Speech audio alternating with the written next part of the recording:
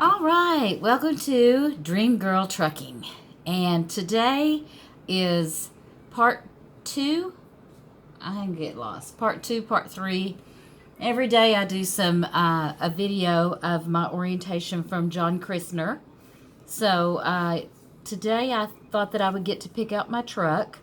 I didn't get to yesterday because I didn't finish all my videos that they sent to me before I got to orientation, and they didn't tell me how important that was. So today there were three of us to pick out trucks, and there were three trucks. And the way that they do it, and there was more than three of us left to pick out trucks. There were like 5 or 6 of us because we picked up some more people in class today. So, but there was only 3 trucks, so there was only 3 people. And so you get to pick, you get a choice, they tell you. You get your choice of trucks. But that means that you may only get 2 trucks to choose from. So if I was to have gone yesterday, I would have gotten more than 2 trucks to choose from. So today there was 3 of us, and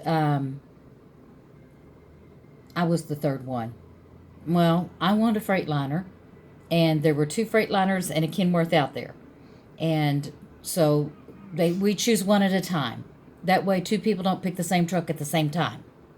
So the first guy, he picked up one Kenworth, and the second guy picked up another Kenworth, and that just left, I mean, not a Kenworth, but a Freightliner.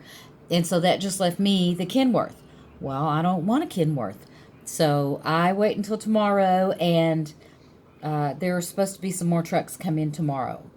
And if the guy is wrong and no trucks come in tomorrow, then I'll just sit and wait until more trucks do come in. And that goes for me and everybody else who was behind me who did not watch their videos. So we had some classes today, and they came in and they talked to us about the lease, and they went over the lease a little bit. They told us where we could go to look at our lease and how we need to sign our lease, and I should probably be doing that tonight, but it's worse than buying a house from what I can understand, because there are something like 27 parts to sign and initial, and then another 13 parts after that you sign and initial. I try to make notes on what some of them are. I'll see if I have my notes over there, but let's see here. So they recommend the ATBS for accounting, and a course called CABS that you can take there. And lesson topics include, and I'm reading from the piece of paper that they gave me, understanding taxes, developing a profit plan, how driving habits affect fuel economy, preventive maintenance, staying compliant. And it's normally $149. But they reimburse you for it as soon as you finish all the classes. And there's more than just this. But as soon as you finish all the classes, you get a certificate from them that you can print, and you send that to John Christner, and they reimburse you on your next settlement. So they gave us this thing. They gave us a pep talk about not giving up.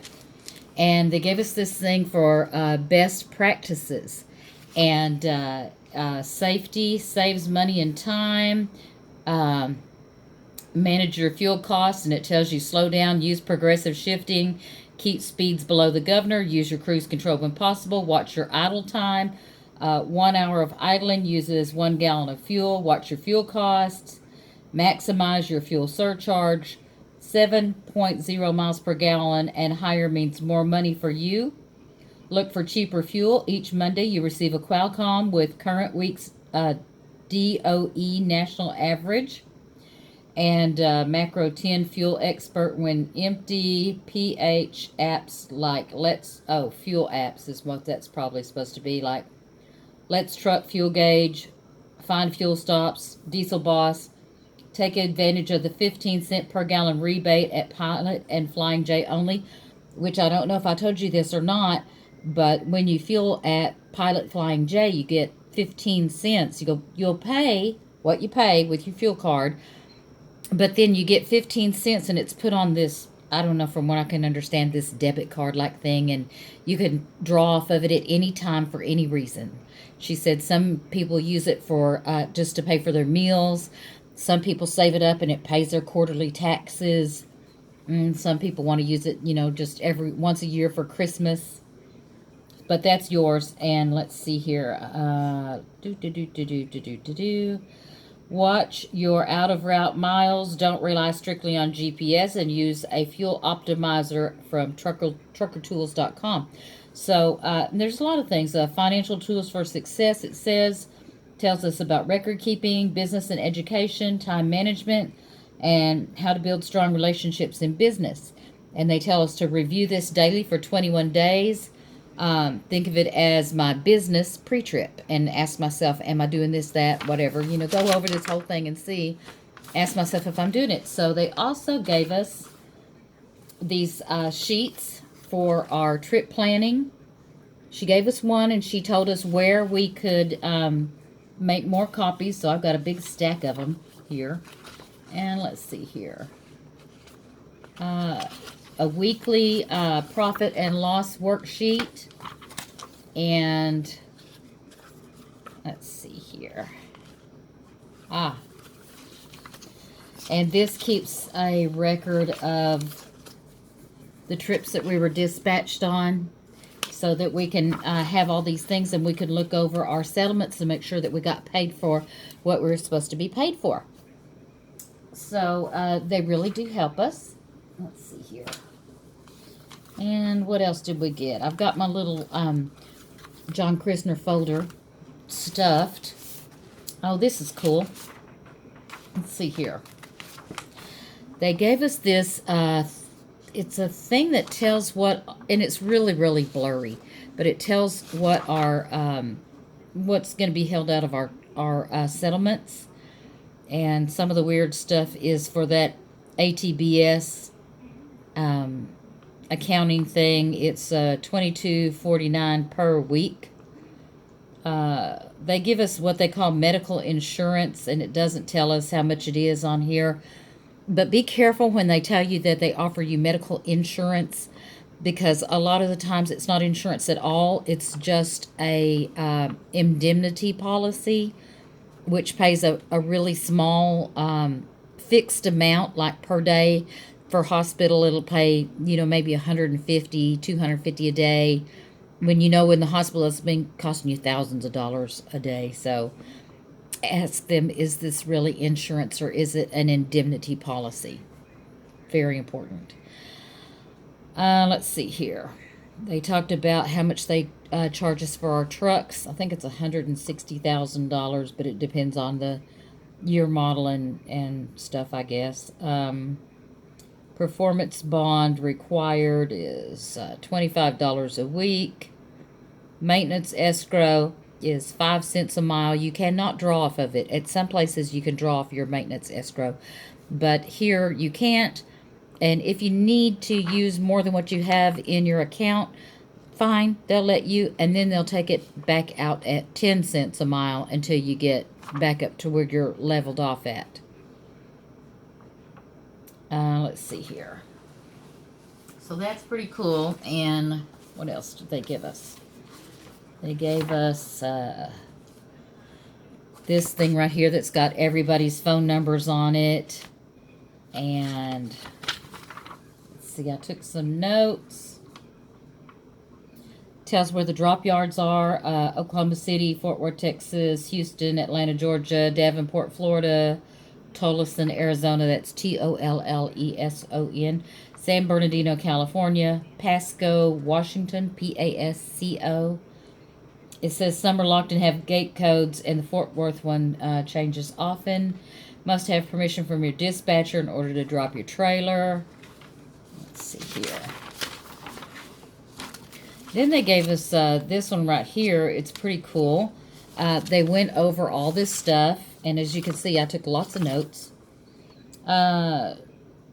Driver folder. There's a driver folder in there at the Sapulpa yard when you go in there. Sometimes they give out caps and awards, hats, towels, whatever. Your mail, anything might be in there, so you just go in there and check. Um, and you do have to fuel the reefer at the Flying J, but or Pilot. But if you're in a place where there's not one, you can call and get an exception, and they'll turn your card on so you can fuel your reefer because they don't want it to run out. Let's see here: trip sheet, cutoff date, settlements, and they'll tell you how you can, like, if you have multiple drops, how you can split them up and get paid early, and you can turn your paperwork in late and still get it on this settlement. So those things help you.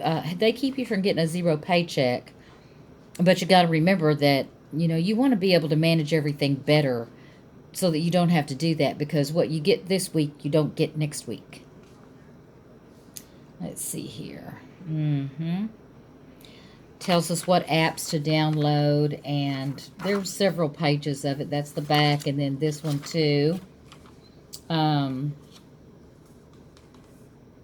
want you to give 10 to 14 days home time notice. They pay for your trailer washouts. They have an account at Blue Beacon, so you can just get it charged to John Christner, but you have to pay to wash your truck. They pay for all your CAT scales. They want you to download that CAT scale app. Let's see here. Transflow Mobile. They want you to download that. They're okay with your, let's see here, 8273 splits. And I think that's pretty much it. Tomorrow, we're supposed to get our trucks. A lot of people are going to bobtail over to Walmart so they can get supplies. A lot of guys did not bring coats, and it's very, very cold in this part of Oklahoma. I mean, I went to Walmart myself. I bought full long johns and gloves. So the weather's really cold here. It's November the 2nd. So if you come at this time of year when the weather's changing all over the country, and it's not really all that cold in every place, well, I'll tell you what, it's cold here. So just be ready. And so I guess we're going to get that tomorrow, and I'm going to take my clothes in with me when I get on the bus that comes and gets us, and I'll do my laundry there because they have the full laundry facilities and the TV room and the showers and all that other stuff, which we don't need. Speaking of which, a word about this motel. So our room isn't bad, mine and Linda's. We got upstairs a smoking room. We haven't seen any bugs, but one guy did say yesterday that he saw a roach. Another guy said he turned on the TV and it didn't work. Today, while I was gone, Linda was looking for something, and she, while looking for it, found a piece of glass from a busted glass pipe that was coated with stinky black dope resin. So you want to lock your car when you're here, and really, John Christner, and your door. John Christner could have gotten a lot nicer place for us. I mean, like, just a decent place, not the kind of place that this is, the Super 8 here in Tulsa off of 44. And what is the street name, Linda? Is it West something or other? It's West 49th Street. West 49th Street. The employees are nice here. The breakfast is very crap. It's just a cinnamon roll and either coffee or juice, orange or apple, but the cinnamon rolls in an individual packet. So anyway, John Christner gets the rooms for about $35 each. It's on your receipt when you check in. It's no secret. They don't make a secret of it, but even so, I wish they could have put us up in a place that was a little bit more reputable. And so that's it for today, and I guess tomorrow I'll let you know how choosing a truck went, if I get to choose one.